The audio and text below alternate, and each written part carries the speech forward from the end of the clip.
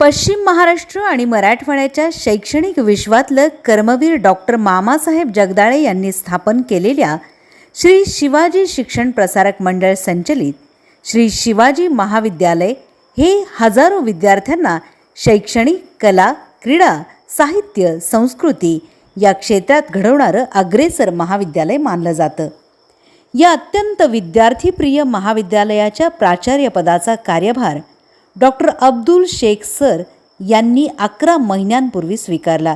रसायनशास्त्राच्या प्राध्यापक पदापासून प्राचार्यपदापर्यंतची doctor Shaikh sir यांची वाटचाल ही अत्यंत ज्ञानसमृद्ध आणि विद्यार्थी हित जोपासणारी आहे.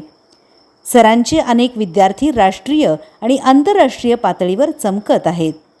डॉक्टर शेख सर यांनी राज्य आणि राष्ट्रीय पातळीवरील अनेक चर्चासत्र, परिसंवाद, कार्यशाळा आणि परिषदांमध्ये शोध निबंध सादर केले आहेत.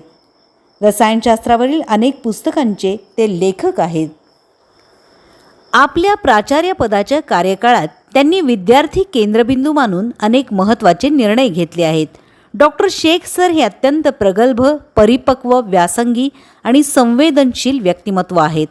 विविध पुरस्कारांनी सन्मानित डॉक्टर शेख सर यांच्या वाटचालीचा आपण आढावा घेणार आहोत. नमस्कार, मी नीता देव. बार्शी टुडे यूट्यूब चॅनलमध्ये आपणा सर्वांचे हार्दिक स्वागत. अतिशय प्रतिकूल परिस्थितीवर मात करत नेत्रदीपक शैक्षणिक कारकीर्द, अभ्यासू अध्यापन करणारे विद्यार्थीप्रिय प्राध्यापक डॉक्टर अब्दुल शेख सर यांचे हार्दिक स्वागत. नमस्कार, मी प्रोफेसर डॉक्टर अब्दुल बाबूलाल शेख, प्रभारी प्राचार्य, श्री शिवाजी महाविद्यालय बार्शी. नमस्कार, मी नीता देव. बार्शी टुडे यूट्यूब चॅनलमध्ये आपल्या सर्वांचे हार्दिक स्वागत. आज मला खूप आनंद होतोय की आज शिक्षण दिनानिमित्त माझ्या गुरूंबरोबरच मी त्यांच्या कार्याचा, कर्तृत्वाच्या आढाव्याची चर्चा करणार आहे. खरं तर माझी लेवल सरांच्या बरोबर मुलाखत घेण्याची नाही आहे, पण मी माझा एक प्रयत्न करते. नमस्कार सर. नमस्कार. खूप स्वागत. आणि प्राचार्य पदाचा भार सांभाळत आहेत. आज माझ्या गुरूंबरोबर मला चर्चा करायला मिळते, छान वाटते. खूप पहालाखीतून, कष्टातून आपण या पदापर्यंत पोहोचलेले आहात. तर साधारण आपलं बालपणीचं शिक्षण, त्यानंतर माध्यमिक शिक्षण किंवा BSc MSc याचा प्रवास जरा. नमस्कार, सर्वांना शिक्षक दिनाच्या खूप खूप शुभेच्छा. मी प्रोफेसर डॉक्टर शेख अब्दुल रहमान बाबूलाल. बालपणीच्या शिक्षणाचं म्हणाल तर माझं मूळ गाव हे परांडा तालुक्यातलं वडनेर हे आहे. तर आमच्या कुटुंबामध्ये कोणीही शिकलेलं नव्हतं. आईवडील माझे म्हणजे न शिकलेले, अशिक्षित होते, तरीही मला त्यांना शाळेत घातलं आणि 7वीपर्यंतचं शिक्षण माझं जिल्हा परिषदच्या शाळेत वडनेर इथेच झालं. आमची केंद्रीय शाळा होती. त्या केंद्रीय शाळेमध्ये मला शिक्षक खूप चांगले मिळाले. त्याच्यामध्ये सूर्यवंशी बंधू असे दोघं होते. त्याच्यातले एक जण आता आहे, हेडमास्टर होते, ते नाही आहेत आता. तर त्यांना मला शिक्षणामध्ये चांगली गोडी निर्माण केली. कुंभार गुरुजी एक होते, त्यांना इंग्रजी 5वीपासून होता आम्हाला, पण ते एकदम चांगलं शिकवलं, इंग्रजीमध्ये गोडी निर्माण केली. आणि 7वी नंतर मी माझ्या गावापासून एक 7 किलोमीटरवर लोणी, परांडा तालुक्यातलंच लोणी हे गाव आहे, या लोणीमध्ये नवीनच हायस्कूल निघालं होतं आणि तिथं खूप चांगलं शिक्षण असं आम्हाला मिळालं. तिथंही मला इंग्रजी विषयाला भास्कर गोरे पाटील हे चांगले शिक्षक मिळाले. तसेच हिंदी आणि इतिहास भूगोलासाठी विधाते सर खूप असे चांगले शिक्षक मिळाले. आणि त्यांच्यापासूनच मला म्हणजे ते इतकं चांगलं शिकवायचे की आपण या शिक्षकी पेशामध्ये यावं असं तिथून वाटायला लागलं. आणि 10वी नंतर मी श्री शिवाजी महाविद्यालय बार्शी येथे 11वीला प्रवेश घेतला. 11वी 12वीलाही मला खूप चांगले शिक्षक मिळाले. आणि जास्त पुढचं काही गायडन्स नसल्यामुळं किंवा काही माहिती नसल्यामुळं परत मी BScला श्री शिवाजी महाविद्यालय बार्शी येथेच ॲडमिट झालो.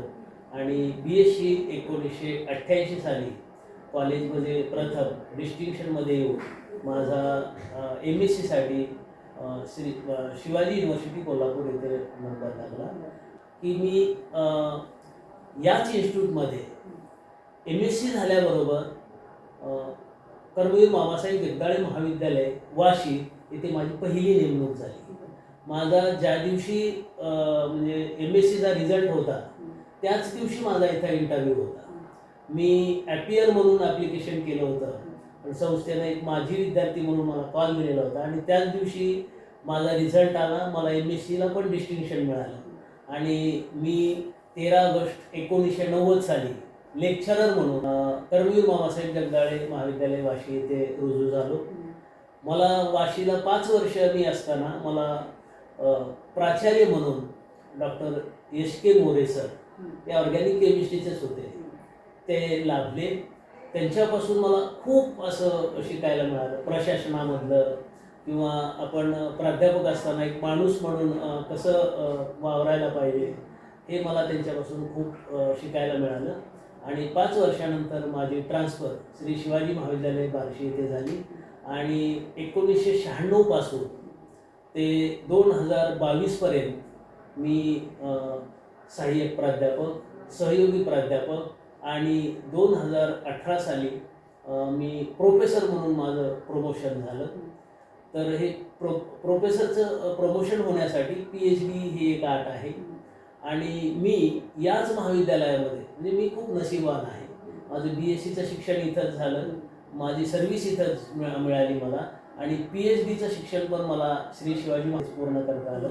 डॉक्टर शशिकांत गायकवाड माझेच कलीग, त्यांच्या अंडर मी PhDचं रजिस्ट्रेशन केलं आणि एक sulphur containing ligands in novel reagent towards extractive spectrophotometric determination of some selected transition metals या विषयावर मी PhD पूर्ण केलं. त्या PhD पूर्ण करत असताना मला डेप्युटेशनवर 2 वर्षाची सुट्टी आदरणीय कैलासवासी फरताडे सरांना दिली, संस्थेनं दिली. मी त्याबद्दलही त्यांचे ऋण व्यक्त करतो. आणि PhDमध्ये मला खूप काही असं शिकायला मिळालं. म्हणजे पहिले 1-2 वर्ष तर असं चाचपडतच होतो, परंतु वेगवेगळे लिटरेचर वाचून हे कशासाठी आपल्याला करायचं आहे हे समजून घेऊन आणि मग मला त्याच्यात गोडी निर्माण झाली आणि मी 5 एलिमेंटच्या डिटेक्शनच्या नवीन मेथड शोधू शकलो. ज्या मल्टीव्हिटॅमिन ज्या टॅबलेट आहेत त्याच्यातले जे एलिमेंट असतात त्याच्या सिम्पल मेथड, म्हणजे कुठल्याही लॅबोरेटरीमध्ये मल्टीव्हिटॅमिनमधलं त्याचं जे पर्सेंटेज आहे, कॉपर असेल किंवा बाकीचे जे एलिमेंट असतील त्या सगळ्यांच्यासाठीचे ज्या मेथड आहेत कुठल्याही छोट्याशा लॅबमध्ये ते डिटेक्ट करता येतील मायक्रोग्राम लेवलला, याच्यावर मी माझा PhDचा प्रबंध सादर केला. आणि हा सादर करत असताना मी जे रिसर्च केलेलं आहे ते 5 टॉपिक आहेत त्याच्यात आणि हे 5ही एलिमेंट मी इंटरनॅशनल लेवलला एल्सवेअर सारख्या पब्लिकेशनमध्ये, म्हणजे इंटरनॅशनल जर्नलमध्ये ज्याचे इम्पॅक्ट फॅक्टर चांगले आहेत अशा जर्नलमध्ये माझे ते शोधनिबंध पब्लिश झाले, याचाही मला आनंद आहे. आता डिजिटल एज्युकेशन चालू आहे, सगळीकडे डिजिटलचाच मीडियाचाच वापर केला जातो. तर त्यामध्ये आता इतकं छान प्रवास तुमचा शिक्षणाचा आहे, तर डिजिटल एज्युकेशन कितपत सार्थकी ठरू शकणार आहे? शिक्षकाची गरज कमी होणार आहे असं म्हटलं जातं, तर ते कितपत खरं वाटतं? खरं तर अचानक नोव्हेंबर 2022मध्ये माझ्याकडं प्रभारी प्राचार्य म्हणून एक म्हणजे मला पदभार मी स्वीकारला आणि त्यावेळेसच म्हणजे राष्ट्रीय शैक्षणिक धोरण 2020 हेही आपल्याकडं लागू करायचं आहे, याचीही म्हणजे सुरुवात झालेली आहे आता. आणि डिजिटल एज्युकेशनमध्ये बद्दल म्हणाल तर शिक्षणाचा अर्थ आपला असा आहे की शिक्षणातून आपल्याला एकतर चांगले पाहिजे किंवा आपल्या स्वतःच्या पायावर उभा राहण्यासाठी किंवा आपला एखादा उद्योगधंदा सुरू करण्यासाठी जी कौशल्य लागतात ती निर्माण व्हावीत, हा शिक्षणाचा उद्देश आहे. परंतु आता आपण जे पारंपरिक शिक्षण घेतोय त्यामध्ये थोडासा बदल करून 1986 नंतर आता पहिल्यांदाच बदल होतो आहे आपल्या शिक्षण प्रणालीमध्ये. तर याच्यामध्ये नवीन शैक्षणिक धोरणात आपल्या अगोदरच्या ह्याच्यात आपल्याला जास्त चॉईस नसायची. एक तर आर्ट साईड असेल किंवा कॉमर्स असेल, अशामध्येच आपण ॲडमिशन घ्यायचो. सायन्स म्हटलं की डॉक्टर आणि इंजिनियर, किंवा त्याच्यानंतर बेसिक सायन्समध्ये फिजिक्स असेल, केमिस्ट्री असेल, बायोलॉजी असेल, मॅथमॅटिक्स असेल, असं आपण करून शिक्षकी पेशा किंवा कुठल्या तरी कंपनीत वगैरे असं जायचो आणि चॉईस जास्त नसायची. परंतु आता नवीन शैक्षणिक धोरणामध्ये तुम्हाला चॉईस बेस्ड एज्युकेशन आहे आणि त्यातही तुमच्या जे आवडीचे सब्जेक्ट आहेत. अगोदर एक फॅकल्टी निवडली की आपण तिथं चिकटून राहायचो, पण आता नवीन शैक्षणिक धोरणामध्ये की आपल्याला त्यांना तुम्हाला जो सब्जेक्ट आवडतो तो तुमचा मेन कोर्स राहील आणि त्याला एक थोडंसं जास्त क्रेडिट आहे.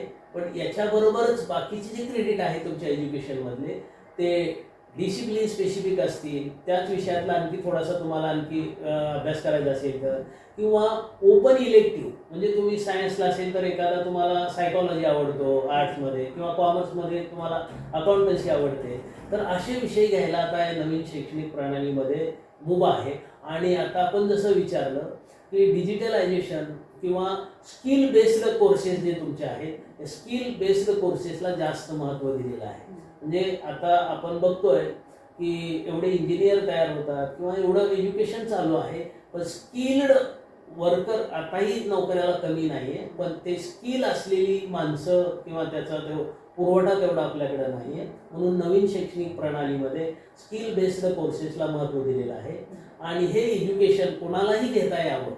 म्हणजे याचे जे कोर्सेस आहेत तुम्ही ऑनलाईन केले तरी चालतील.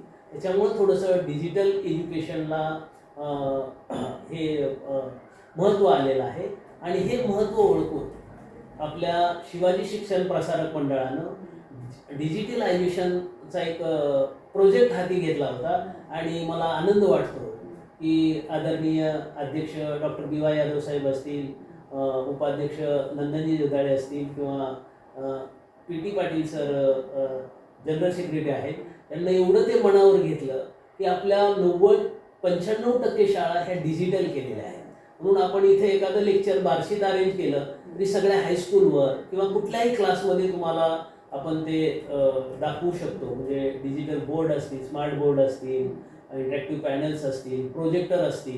शिवाजी महाविद्यालयाबद्दल बोलायचं झालं तर आपल्याकडं तर सगळेच क्लासरूम हे डिजिटल आहे. म्हणजे आपल्या ज्या आयडिया किंवा लोकांना दाखवायचे किंवा बाहेरचं काय आपल्याला त्याच्यावर बघायचं आहे तर ते डिजिटलायझेशन झालं आहे. पण याला शिक्षक याच्यातला घटक हा फार महत्त्वाचा आहे. कितीही डिजिटलायझेशन झालं तरी शिक्षक हा घटक फार महत्त्वाचा आहे, कारण त्याच्यातून काय घ्यायचं आहे हे शिक्षकच सांगू शकतो. म्हणजे आता नवीन शैक्षणिक धोरणामध्ये, राष्ट्रीय शैक्षणिक धोरणामध्ये 40% असं म्हणजे ऑनलाईन शिक्षणाला सुद्धा त्यांना प्रोत्साहित केलेलं आहे.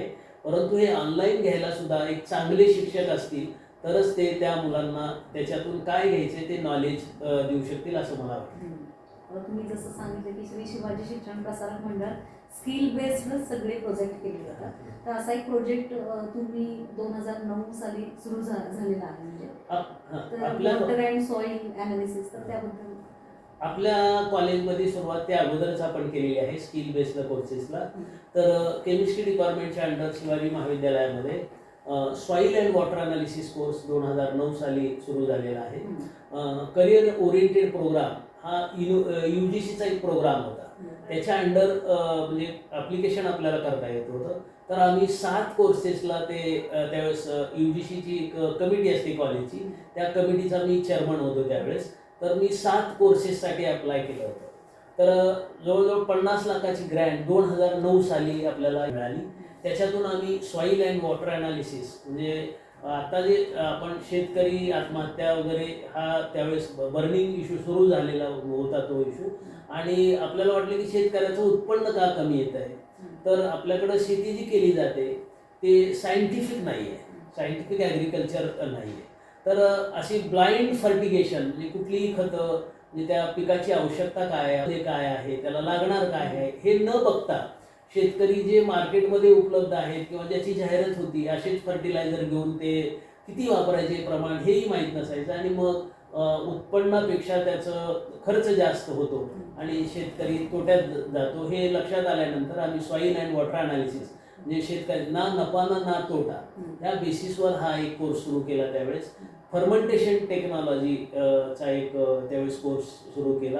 इंग्लिशमध्ये कम्युनिकेशन स्किल हा एक कोर्स आपण सुरू केला.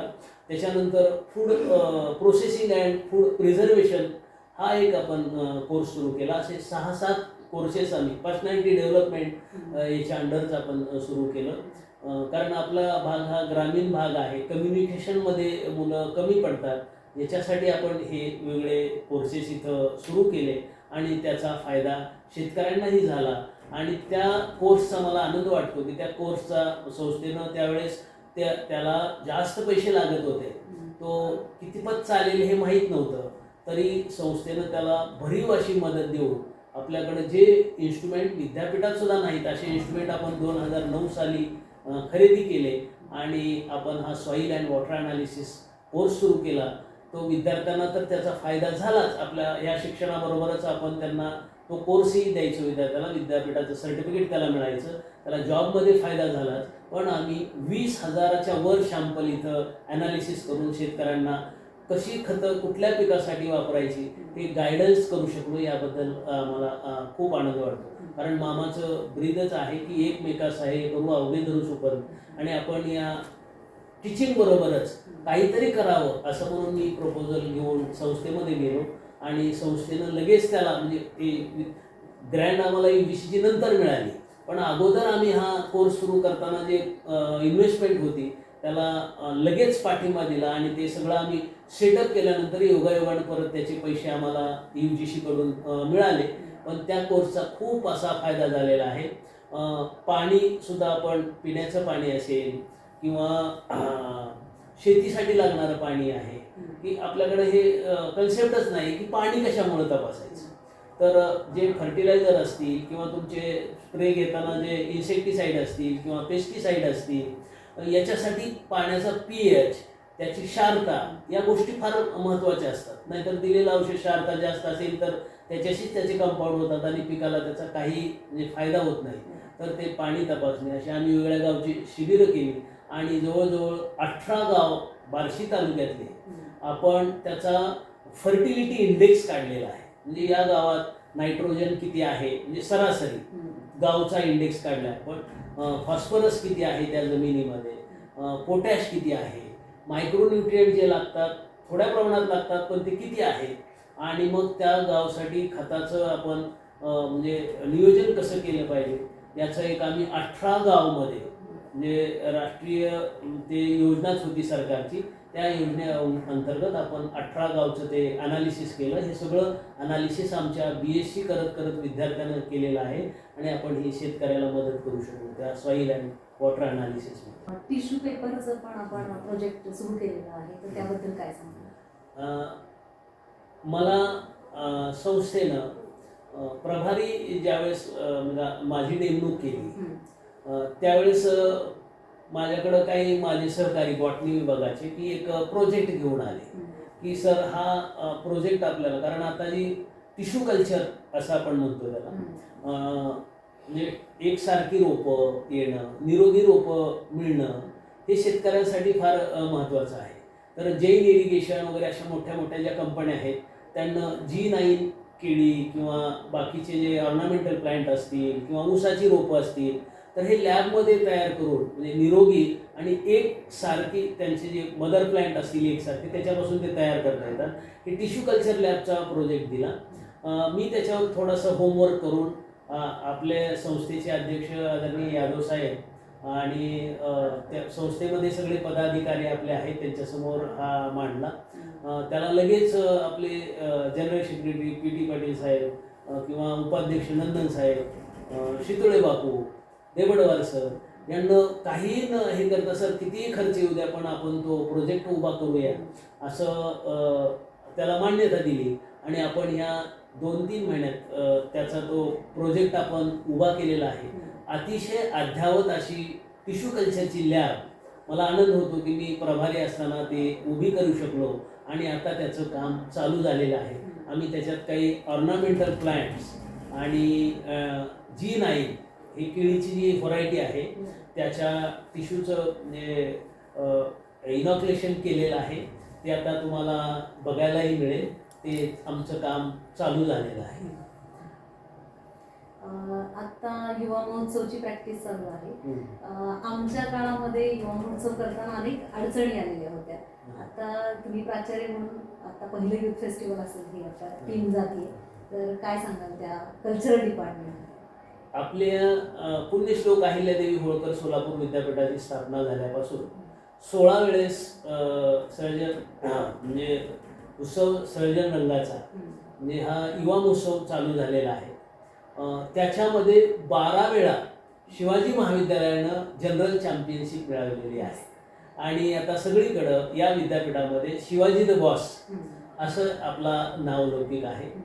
आताही यावर्षी थोडंसं एक्झाम उशिरा झालेले आहेत, आणखी ॲडमिशन होत आहेत, तर आम्ही त्याचं 1-2 दिवसापूर्वीच त्या विद्यार्थ्यांचं सिलेक्शन केलेलं आहे.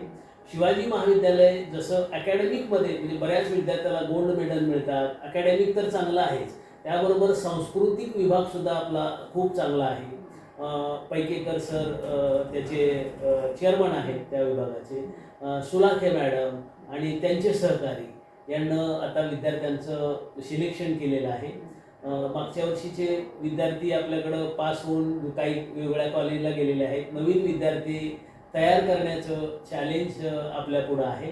परंतु आपल्या महाविद्यालयाला परंपरा आहे. आपले माजी विद्यार्थी ज्यानं राष्ट्रीय पारितोषिक मिळवलेली आहे ती या याच्यात काम करून परत काही सिनेमामध्ये डायरेक्शन केलेलं आहे. काही आता परवाचा आलेला विठ्ठल काळे त्यानं नट म्हणून, अभिनेता म्हणून किंवा संवाद लेखक म्हणून असं काम केलेलं आहे. या सगळ्या विद्यार्थ्यांना आपल्याला खात्री दिलेली आहे की आम्ही आता तुमच्या विद्यार्थ्याला तयार करण्यासाठी म्हणजे ही आपल्याला खूप चांगली परंपरा आहे. आपलं जे ब्रीदवाक्य आहे एकमेका सहाय्य करू अवघे सुपन, या पद्धतीनेच आपले सगळे विद्यार्थी वागत आहेत आणि ते आपल्याला मदत करतात. अमर देवकर काळे असतील किंवा ते जयभीम शिंदे, हे सगळ्या लोकांना मला येऊन सांगितलं की तुमचं आता सिलेक्शन झालं की आम्ही एक एक विभाग सांभाळतो आणि मला खात्री आहे की या वर्षीचंही जनरल चॅम्पियनशिप आपल्या शिवाजी महाविद्यालयाला मिळेल. बरोबर. आता आपल्या डिपार्टमेंटचे विद्यार्थी असे आता मला इतका अभिमानानं ते अभिमान वाटतो, मी पहिल्यांदाच तुमच्याशी म्हणजे हा कॅमेरा फेस करतोय की असे विद्यार्थी आपले आहेत की मी असं सांगेन तुम्हाला की आता मेडिसन स्क्वेअर असेल किंवा जगातल्या ज्या युनिव्हर्सिटी 100 आहेत त्यात दुर्दैवानं भारतातली एकही नाही. त्या 2 नंबरच्या युनिव्हर्सिटीमध्ये सुद्धा आपला विद्यार्थी रिसर्च असोसिएट म्हणून काम करतोय. IITला प्रोफेसर म्हणून आपले विद्यार्थी काम करतायत, माजी विद्यार्थी, आणि ते इथं आपल्या कॉलेजला विसरलेले नाहीत. म्हणजे ज्याही वेळेला येतात आम्ही ते काय करतो तर आमचा माजी विद्यार्थी आम्हाला भेटायला आला की त्याला आम्ही कॉलेजचा एक फक्त बुके देतो आणि त्याला लगेच वर्गावर देतो आणि तुझा प्रवास कसा झाला आहे तो सांग असं त्याला म्हणतो आणि तो कसा घडत गेला तो सांगतो आणि आमचे काही पुढचे विद्यार्थी मोटिवेट होतात. असे वर्षातनं आम्ही केमिस्ट्री डिपार्टमेंटला मी असताना 20 ते 25 लेक्चर वर्षातनं आमचे होतात. कारण ज्यावेळेस कॉलेज चालू असताना एखादा विद्यार्थी भेटायला आला, तो कुठल्या शेतकरी जरी चांगला असला तरी आम्ही त्याला त्या वर्गावर नेतो आणि त्याचे एक्सपिरियन्स शेअर करायला लावतो आणि त्याच्यामधून आमच्या मुलांना मोटिवेशन मिळतं आणि आमची मुलं म्हणजे सगळ्या फील्डमध्ये आहेत. कुठल्याही कंपनीमध्ये तुम्ही गेलात तर शिवाजी महाविद्यालयाचा विद्यार्थी, आता जे सिरम इन्स्टिट्यूटमध्ये लस डेव्हलप करण्यासाठी 15 लोकांची टीम होती, त्याच्यात ते 7 विद्यार्थी आपल्या महाविद्यालयाचे होते बार्शी. म्हणजे हे आपल्यासाठी अभिमानाची गोष्ट आहे. माजी विद्यार्थ्यांचं आपल्याला म्हणजे फार मोठं असं अल्युमिनाय आपलं आहे. आताचे जे UPSCचे चेअरमन होते, तुम्हाला माहीत आहे का मला माहीत नाही, उदय भोसले, मागच्या 5 वर्षांचे UPSCचे चेअरमन होते, ते आपल्या महाविद्यालयाचे विद्यार्थी आहेत. ते आता रिटायर झाल्यावरच ते बाकी सांगितलं आता ते होते म्हणून. त्याच्यानंतर तेच उदय भोसले एअर मार्शल होते. आपलं ज्यावेळेस कारगिल युद्ध झालं त्यावेळेस जे एअर मार्शल होते ते उदय भोसले आपल्या महाविद्यालयाचे विद्यार्थी आहेत. म्हणजे एवढी स्ट्रॉंग ॲल्युमिनी आपल्या महाविद्यालयाला आहे. आता दिल्ली IITला प्रोफेसर आहेत, IISc बेंगलोरला आपली मुलं रिसर्च करत आहेत, मेडिसन स्क्वेअरला एकदम सामान्य कुटुंबातला कोलगे म्हणून विद्यार्थी आहे, तो आता तिथं डबल त्याचं पोस्ट डॉक चालू आहे, म्हणजे रिसर्च करतोय तिथं तो. म्हणजे असं कुठलंही फील्ड नाही की तिथं शिवाजी महाविद्यालयाचे विद्यार्थी नाही. म्हणजे विद्यार्थी आणि तर मी सुद्धा एक शिवाजी महाविद्यालयाचाच विद्यार्थी आहे. मला फक्त इथं कोऑर्डिनेट करायचं भाग्य मिळालेलं आहे. तर महिला शिक्षिका भरपूर आहेत आपल्या महाविद्यालयामध्ये आणि विद्यार्थी लाखो तुमच्या हाताखालून गेलेले आहेत. त्यांच्यासाठी उपक्रम तुम्ही सुरू केले, ते रोजगार मिळावे, गरीब मुलींना मिळावे, महिलांना मिळावे, तर त्याच्याबद्दल काय सांगाल? आता उद्याच आम्ही आताची महिला आणि तिच्यासमोरील आव्हाने किंवा आपल्या भारतीय संस्कृतीत आणि महिला, आजच्या महिला अशा विषय घेऊन उद्याच संस्थेमधल्या जेवढ्या महिला आहेत आपल्याकडे एक जिजाऊ सावित्री रमाई महिला व विकास समिती आहे. त्या समितीतर्फे एक आपल्या ज्या विद्यापीठाच्या रजिस्ट्रार आहेत आदरणीय डॉक्टर योगिनी घारे मॅडम, तर त्यांचं व्याख्यान आपण उद्या ठेवलेलं आहे. तर संस्थेचा असा मानस आहे की या महिला आमच्या एकत्र येतात, विचाराची देवाणघेवाण करतात किंवा काय आणखी करायला पाहिजे पुढं जाण्यासाठी महिलांना हे विचार करतात. पण संस्थेचा किंवा आमचा असा आता त्यांना हे आहे की तुम्ही बाहेर समाजामध्ये जा आणि समाजातल्या ज्या महिलांच्या समस्या आहेत त्या सोडवण्यासाठी संस्थेतल्या महिलांचा काय उपयोग होतो हे करण्याचा आमचा संस्थेचा आणि आमचा सगळ्यांचा मानस आहे. आम्ही त्या पद्धतीनं उद्याच एक त्याचं व्याख्यान आयोजित करते. तुम्ही त्या व्याख्यानाला या, त्याला प्रसिद्धी द्या, म्हणजे बाहेरच्याही महिलांना कळेल की आपल्यासाठी कुणीतरी काम करते असं. तर तो मेळावा उद्या आहे. रसायनशास्त्रामध्ये विद्यार्थ्यांना काय काय संधी मिळू शकतात? रसायनशास्त्र म्हणजे रसायनशास्त्र हे असं शास्त्र आहे की प्रत्येक गोष्टीला ते रसायनशास्त्र आवश्यक आहे. म्हणजे तुमच्या इतक्या इंडस्ट्री आहेत रसायनशास्त्राच्या, तशा माहीत असणाऱ्या 4च ब्रँच आहेत लोकांना: ऑर्गॅनिक, इनऑर्गॅनिक, म्हणजे सेंद्रिय, असेंद्रिय, भौतिकी रसायन म्हणजे फिजिकल केमिस्ट्री किंवा अनालिटिकल केमिस्ट्री. पण रसायनशास्त्राच्या जवळपास 150 शाखा आहेत. म्हणजे तुम्ही कुठलाही कलर इंडस्ट्री सगळी रसायनशास्त्रावर बेस आहे. फार्मास्युटिकल इंडस्ट्री आहे, मेटॅलर्जिकल म्हणजे ऑटोमोबाईलमध्ये जर तुम्ही गेलात, आता आपलं जे चंद्रयान गेलेलं आहे त्याच्यातले सुद्धा जे पार्ट आहेत म्हणजे अलाय फॉर्मेशन जे आहे, म्हणजे एखादा मेटल समजा जास्तीत जास्त हार्ड मेटल असेल टंगस्टन सारखा, तर तो 2800 डिग्री सेंटीग्रेडला तो मेल्ट होतो. बाकीचे तर त्याच्या खालीच मेल्ट होतात. मग असतं हे स्पेसमधनं एका ह्याच्यातनं दुसऱ्यात जाताना घर्षण होऊन टेम्परेचर 1000 डिग्री सेंटीग्रेड होतं. मग कुठलाच तिथं मेटल असा टिकणार नाही. त्याचे जर अलाय फॉर्मेशन केले तर ते मेटल आपले आता तिथं टिकत आहेत एवढ्या टेम्परेचरला सुद्धा, म्हणजे असे अलाय टिकत आहेत. म्हणजे केमिस्ट्रीमध्ये ऑटोमोबाईल इंडस्ट्री असेल, फार्मास्युटिकल इंडस्ट्री असेल किंवा तुमची ॲग्रिकल्चर इंडस्ट्री असेल, कारण फर्टिलायझर हे एलिमेंटचं कॉम्बिनेशनच आहे. जे पाहिजे न्यूट्रिएंट पिकांना त्याचं कॉम्बिनेशन करून देणं म्हणजे हे म्हणजे फर्टिलायझर, त्याचे कंपाऊंड म्हणजे फर्टिलायझर. आता ते जे फर्टिलायझर इंडस्ट्री असेल किंवा तुमची पेंट इंडस्ट्री असेल, सगळे ट्रान्झिशन एलिमेंटपासून वेगळे पेंट्स तयार करतात. पेंटची इंडस्ट्री असेल, पेस्टिसाइड्स असतील, इन्सेक्टिसाइड्स असतील, म्हणजे अशी एकही इंडस्ट्री नाही which can run without chemistry.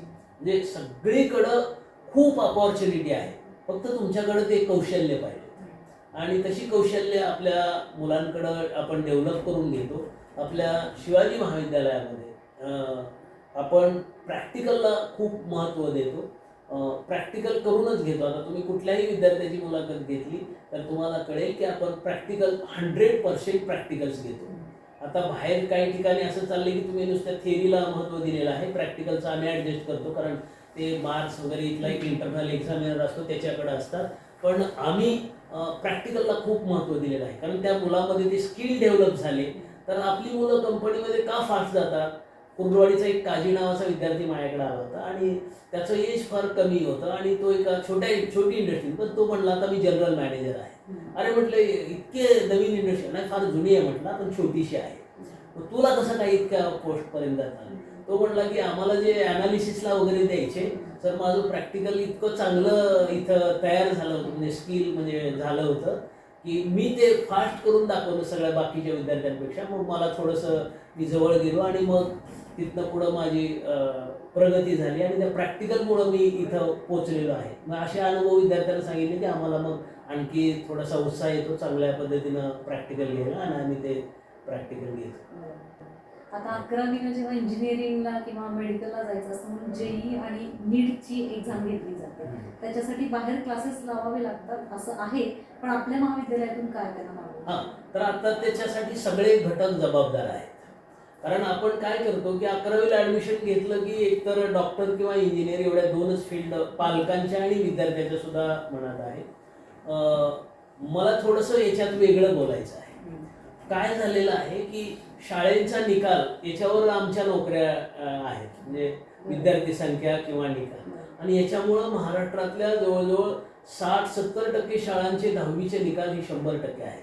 आता हे कसे आहेत ते सांगायची काही गरज नाही, कारण 90% मार्क असणारे सुद्धा काही विद्यार्थी आमच्याकडे ज्यावेळेस ॲडमिट होतात त्यावेळेस त्यांना एक साधं ॲप्लिकेशन लिहिता येत नाही. त्याच्यामुळं आम्ही थोडंसं असं यावर्षी, आणि आमच्या महाविद्यालयाची ती परंपरा आहे, तुम्ही इथलेच विद्यार्थी आहात, तर आमच्याकडं आम्हाला एक आणखी दुसरा प्रश्न असा पडला की 11वीला पालक इथे शिकलेले आहेत, त्यामुळे शिवाजी कॉलेज काय आहे ते त्यांना माहीत आहे, त्यामुळे त्यांचा जास्त ओढा असतो. म्हणजे आमच्या 6 डिव्हिजन आहेत, 720 विद्यार्थी आहेत, तर आम्हाला 1200-1300 विद्यार्थी मिळतात. म्हणजे आम्ही 720च घेतो ते हे मेरिट लिस्ट वगैरे लावून, पण एवढे विद्यार्थी 12वीला त्याच्यातले 100-150 विद्यार्थी सोडायला येतात टीसी घेऊन जायला, आणि आम्ही जवळ जाऊन त्यांची अशी चौकशी केली तर ते म्हणतात आम्ही इथं पासच होणार नाही. म्हणजे आम्ही म्हटलं की आम्ही तुम्हाला काही शिकवण्यात कमी पडतो का, संस्थेला काय तुमची अपेक्षा आमच्याकडनं काय आहे, तर त्यांची म्हणजे धक्कादायक आहे हे. आता मी सगळे पत्रकार परिषद घेऊन सुद्धा हे सांगणार आहे, उपजिल्हाधिकाऱ्यांना पण मी हे निवेदन दिलेलं आहे की कॉपीड सेंटर खूप आहेत बार्शी तालुक्यात, आणि तिथं बघून लिहिता येते मुलांना. आता हार्ड वर्क करायची थोडीशी, ज्याची चांगली मुलंही तेवढीच भरपूर आहे, पण हार्ड वर्क करायची थोडीशी मानसिकता नाही आहे. पालकांनाही फक्त मार्काशी रिलेटेड एज्युकेशन असं वाटतंय, पण इथून पुढं सगळ्या जॉब ज्या आहेत त्या प्रायव्हेट सेक्टरमध्ये आहेत, किंवा तुम्ही गव्हर्नमेंट सेक्टरमध्ये गेला तरी तुम्हाला आता डायरेक्ट जॉब असा कुठं नाही आहे. तुम्हाला तुमच्या नॉलेज बेस्ड म्हणजे इंटरव्ह्यू घेऊनच किंवा तुमच्या वेगळ्या एक्झाम एंट्रन्स घेऊनच तुम्हाला ते मिळणार आहे. पण आणखी ते पालकांना आपण समजून सांगू शकलो नाही. माझ्याकडे टीसी काढायला आला की मी प्रत्येक पालकाला 10-15 मिनिटं देतो आणि सांगतो की मग तुम्ही कॉपी करून पास झाला, तो मुलगा आळशी होईल, त्याला TY किंवा MA MSc PhD जरी झाला तरी अशा आता डिग्र्या मिळत आहेत. कारण हे कर्मवीर मामा असतील, भाऊराव पाटील असतील, किंवा ते स्वामीचे स्थापना केलेली साळुंखे असतील, या लोकांना म्हणजे जी महाराष्ट्राची शिक्षणाची परंपरा फार मोठी होती, या परंपरेतून बहुजनाला शिक्षित करायच्या या उद्देशानं संस्था काढल्या होत्या, तशा आता फार थोड्या संस्था राहिलेल्या आहेत. मग त्या संस्थांमध्ये फक्त विद्यार्थी आले पाहिजेत आणि त्यांना डिग्री मिळाली पाहिजे, एवढा एकच उद्देश ठेवून बऱ्याचशा संस्था अशा चालतात. तर त्यामुळं विद्यार्थ्यांचं नुकसान व्हायला लागले, आणि हे जागरूकता निर्माण करण्याचं काम आमच्याबरोबर तुमचं फार मोठं आहे. कारण मीडिया आता सगळीकडे पोचलेलं आहे. मीडियाचं हे काम आहे की तुमचा मार्क कमी असू दे, पण त्याच्यात कौशल्य विकसित झालेली, किंवा त्याला कम्युनिकेशन चांगलं येतं आहे, त्याला रायटिंग प्रॉपरली येतं आहे, त्याच्याकडे डिसिप्लिन आहे, त्याच्यात हार्ड वर्क करण्याची कॅपॅसिटी आपण डेव्हलप केलेली आहे, असे विद्यार्थी तुम्ही निर्माण केले पाहिजेत. अशा संस्था तुम्ही निवडा आणि तिथं ॲडमिशन घ्या. आम्हाला संस्थेनं सांगितलं की आमच्याकडे सुद्धा सांगतात की तुम्ही मग जरा थोडंसं लूज करा, म्हणजे भरपूर विद्यार्थी. आम्ही संस्थेनंच धोरणच असं आहे की इथला जो विद्यार्थी आहे तो समाजामध्ये परत पुढे जाऊन टिकला पाहिजे, त्याच्या लाईफमध्ये तो पायावर उभा राहायला पाहिजे. आपल्याला आता थोडीशी विद्यार्थी संख्या कमी होईल, परंतु तो विद्यार्थी जो बाहेर पडेल तो चांगलाच असला पाहिजे, आणि म्हणून आम्ही आमच्या तत्वाशी तडजोड करत नाही. त्याच्यामुळं आम्हाला थोडासा फटका बसतो, परंतु आम्ही आता आमच्या विद्यार्थ्याला आव्हान केलेलं आहे, 11वीला ज्याचे ॲडमिशन झाले, की तुम्हाला तिथं काय कमी आहे त्याची डायरेक्ट तक्रार आमच्यापर्यंत येऊन सांगू शकता. तुम्ही शिक्षकालाही सांगू शकता. तुम्हाला वाटलं हे शिक्षक ऐकणार नाही तर तुम्ही प्राचार्यांना येऊन सांगू शकता, आणि आम्ही त्याच्यावर उपाय तुम्हाला देऊ. कोणाचं समजत नसेल किंवा काय त्याच्यातलं जे जे असेल ते आम्ही तुम्हाला सगळं सप्लाय करू. तुम्ही हे जे फॅड आहे, कारण आम्ही ज्यावेळेस शिकत होतो त्यावेळेस ट्युशन चोरून लावावी लागत होती, कारण ट्युशनला चालला की वाटायचं हा थोडासा ढ आहे काही, पण आता हे फॅशन झालेली आहे, फॅड आहे, आणि सगळ्यांना वाटते की बाहेर शिकल्याशिवाय तो पुढं जाणारच नाही आहे. परंतु कॉलेजमध्येच जर तुम्हाला सगळं मिळालं असं आम्ही विद्यार्थ्यांना म्हणजे खात्री दिलेली आहे, की तुम्हाला सगळं कॉलेजमध्ये मिळेल आणि मला तरी चांगला प्रतिसाद मिळालेला आहे. आम्ही शिकत असताना रूमवर अशी अभ्यासाची किंवा तशा स्टडीच्या ज्या सेंटर आहेत तसे नव्हते बाहेर, आता पैसे घेऊन आहेत अभ्यासिका तशा नव्हत्या. तर कॉलेजच्या समोरच पटांगणात बसून आम्ही त्या लाईटखाली अभ्यास करून इथपर्यंत पोहोचलेलो आहे. तर मला असं नवीन म्हणजे हा पदभार स्वीकारल्यानंतर वाटलं की आपण जर स्टडी रूम उपलब्ध करून दिल्या मुलांना तर ते इथं तुम्हाला आणि तिथं शिक्षक बसवले, तुमच्या काही शंका असतील तिथं नोट्स ठेवलेत आम्ही JEEच्या आणि नीटच्या किंवा तुमच्या ज्या बोर्डाच्या तिथं नोट्स ठेवलेल्या आहेत आणि आमचा स्टाफ तिथं असतो. तर मला सांगायला अतिशय आनंद होतो की आता सध्या आमच्याकडं 500च्या जवळपास मुलं मुली रात्री अभ्यासाला येतात. म्हणजे लायब्ररीमध्ये आम्ही मुलींसाठी हॉस्टेलच्या 450 हॉस्टेलला मुलींचं पण ॲडमिशन आहे.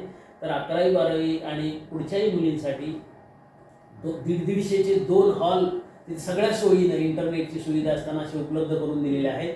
आमचे तिथं स्टाफ मेंबर तिथं असतात, त्यांच्या शंका दररोज असं म्हणजे 1 बाय 1 आपण त्यांचं रोटेशननं ते ठेवलेले आहेत आणि तिथं त्या अभ्यासाला मुली येतात, त्यांना सगळं साहित्य म्हणजे लागणारं अभ्यासासाठी उपलब्ध करून दिलेलं आहे. आणि इथं कॉलेजमध्येही मुलं आणि मुली 21 नंबर असेल 9 नंबर असेल तर हे तुम्ही कधीही येऊन त्याचं थोडंसं बघून ते बाहेर पण दाखवा. आमचं ते फुल भरलेले वर्ग असतात म्हणजे 500च्या जवळपास. आणि मला आनंद वाटतो की हे केल्यानंतर आता 2 दिवसापूर्वीच काही मुली माझ्याकडे आणखी सिनियरच्या आल्या होत्या, तर आणखी एक हॉल आम्हाला उपलब्ध करून द्या.